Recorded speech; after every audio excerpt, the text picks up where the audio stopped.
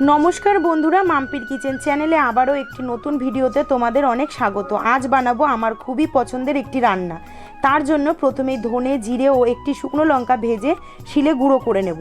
তারপর কড়াইতে তেল গরম করে জ্যান্ত রুই মাছ হলুদ ও লবণ দিয়ে ম্যারিনেট করে রাখা হালকা করে ভেজে তুলে নেব। ওই তেলে জিরে ও তেজপাতা ফোড়ন দিয়ে একটু ভাজা ভাজা হয়ে গেলে কেটে রাখা শোলা কচু দিয়ে খুব ভালো করে ভেজে নেব।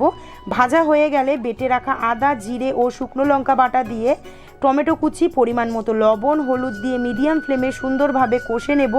যখন গামাখা গামাখা হয়ে আসবে তখন দিয়ে দেবো উপর থেকে পরিমাণ মতো জল। যে যেরকম পছন্দ করো সেরকম ঝোল রাখবে, সেই বুঝে জলটা দেবে। ঝোল ফুটে উঠলেই ভেজে রাখা মাছগুলো উপর থেকে সাজিয়ে দিয়ে বেশ কিছুক্ষণ ফুটিয়ে নিয়ে মাছ যখন সেদ্ধ হয়ে যাবে এবার ঢেলে নিয়ে একটি গামলার উপর, তারপরে উপর থেকে ছড়িয়ে দেব ভাজা মশলা।